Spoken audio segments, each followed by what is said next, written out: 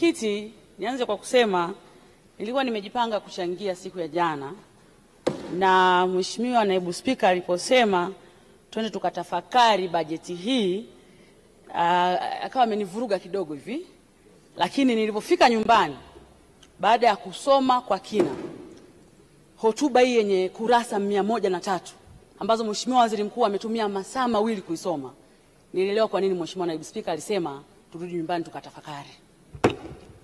Mheshimiwa Mwenyekiti, ukisoma kwa makini hotuba hii na kwa uzoefu mdogo nilionao wa kukaa ndani ya bunge hili kwa miaka 10, Mheshimiwa Mwenyekiti, nimejifunza jambo moja kubwa sana. Rais Samia Suluhu Hassan, pamoja na kwamba tunamsifia ndani ya bunge hili, kuna kazi kubwa sana ambao ni mtihani mkubwa, labda pengine wengi wetu tusingeweza kufaulu kama tungepewa, ambao mama huyu alifaulu kufanya. Mheshimiwa Mwenyekiti, mataifa mengi yanapokuwa yamemaliza uchaguzi au yanapobadilisha utawala, moja kati ya changamoto kubwa ambayo yanapata mataifa hayo ni namna ya kuendeleza miradi au mipango ya mtangulizi aliyetoka madarakani. Ukiangalia hotuba ya Mheshimiwa Waziri Mkuu na ukarejea hotuba mbalimbali kwa miaka 5, 6, 10 iliyopita, unaona namna ambavyo Mheshimiwa Rais ameonyesha sio tu dhamira ya dhati, lakini ameonyesha commitment ya hali ya juu kuhakikisha kwamba mipango ya watangulizi wake inakamilika. Mheshimiwa Mwenyekiti, na kwa kuonyesha commitment hiyo, kabla sijaanza kutaja mipango hiyo, mama huyu ametupa dira kwa kusema kwamba na isitokee tena ndani ya nchi hii utawala ukibadilika mipango inabadilika.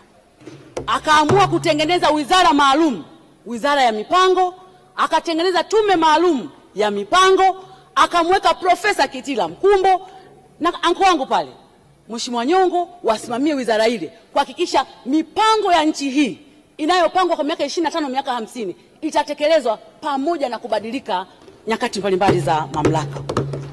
Mheshimiwa Mwenyekiti, nianze tu na upande wa nishati. Lile bwawa la Stiegler's, Mheshimiwa Mwenyekiti, mipango yake ilianza kufanyika tangu miaka 60. Watangulizi wake walihangaika kutekeleza, wakahangaika na kuhangaika, lakini hivi tunavyozungumza leo, Mheshimiwa Mwenyekiti, mitambo yote 9 imeshawashwa chini ya usimamizi wa Dr. Doto Mashaka Biteko. Turbine zote zimewaka, vijiji vyote 10,000 na kitu vimewashiwa umeme. Na Mheshimiwa Mwenyekiti, haya yatokee hivi hivi, ni lazima uwe na kiongozi ambaye anasimamia shughuli hizi zitekelezwe, sio mwingine, ni Mheshimiwa Waziri Mkuu Kassim Majaliwa. Mambo haya hayatokei kama muujiza.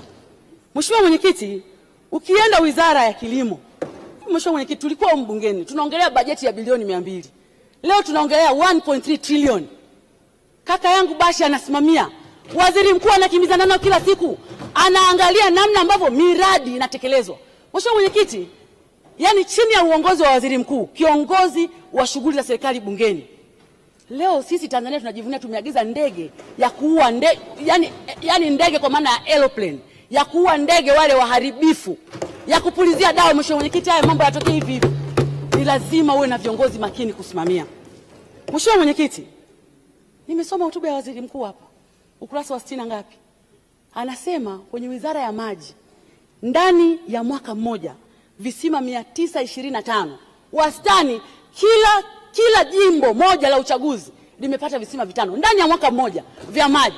Hivi mimi ni nani leo Mheshimiwa Mwenyekiti nishinde kuunga mkono hotuba ya Mheshimiwa Waziri Mkuu? Mimi ni nani? Nitakuwa sina uchungu na nchi. Kina mama wametuliwa ndoo kichwani. Mimi Salome nilikuwa pale Shinyanga, tunafuata maji kilomita 13, maji ya kunywa na maji ya kutumia. Leo angalau kila jimbo limechimba kisima ndani ya mwaka mmoja, tena sio kimoja. Mheshimiwa Mwenyekiti, mimi nampongeza Mheshimiwa Waziri Mkuu, anafanya kazi kubwa, anasimamia serikali, anatusimamia na kazi inaonekana.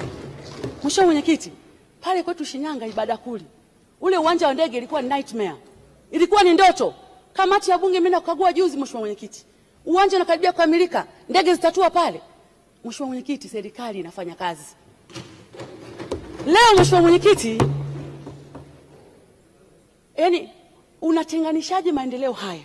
Unatenganishaje demokrasia tulionayo na maendeleo makubwa na Mheshimiwa Rais na Mheshimiwa Waziri Mkuu na serikali iliyoko madarakani, nitakuwa ni mtu ambaye sina shukrani. Mheshimiwa Mwenyekiti, Mheshimiwa Mwenyekiti, anaibuka mtu mmoja tu leo. Mheshimiwa Mwenyekiti, unajua, naomba niwakumbushe waheshimiwa wabunge wenzangu, hii nchi tumeanza uchaguzi wa vyama vingi mwaka 1995 na mwaka 95 tulikuwa na wabunge wa upinzani 51. Mwaka 2000 tulikuwa na wabunge wa upinzani 26. Wakati huo Mheshimiwa Mbowe ndo aligombea urais. Mwaka 2005 tulikuwa na wabunge wa upinzani 41. Mwaka 2010 tulikuwa na wabunge wa upinzani 89. Mwaka 2015 tulikuwa na wabunge wa upinzani 116 na 2020 tuko wabunge 28 wa upinzani. Hakuna mtu aliyesema hashiriki uchaguzi mpaka tufanye mabadiliko ya sheria. Hakuna. Hakuna mtu aliyethubutu kusema hivyo. Hakuna mtu aliyesema tuingie barabarani tufanye uasi kwenye chaguzi zote. Leo Mheshimiwa Mwenyekiti, kuna mtu mmoja aliyekuwa na tamaa ya urais ameukosa kwa sababu anajua Samia amefanya kazi, anataka kumwaga mboga, anataka kumwaga ugali na maji ya kunawa. Hatuwezi kukubali. Hatuwezi kukubali.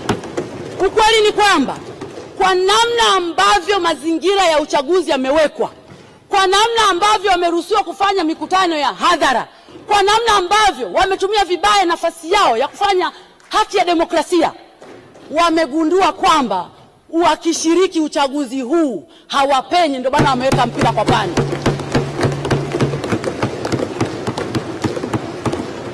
Mheshimiwa Mwenyekiti, miaka yote, awamu zote 6 ambazo tumeshiriki uchaguzi kwenye nchi, awamu zote CCM ni ile ile, katiba ya nchi ni ile ile, tume ya uchaguzi imeboreshwa mwaka jana, wanaweka mpira kwa pani. Hii haikubaliki. Nataka niseme, unaweza kusema yote kwenye nchi, lakini mimi Salome Makamba ni Msukuma wa Shinyanga, sina pa kwenda. Pasipoti nimepewa na bunge ya kusafiria kwenda nje ya nchi, sina pa kwenda. Mama yangu, familia yangu haina pa kwenda.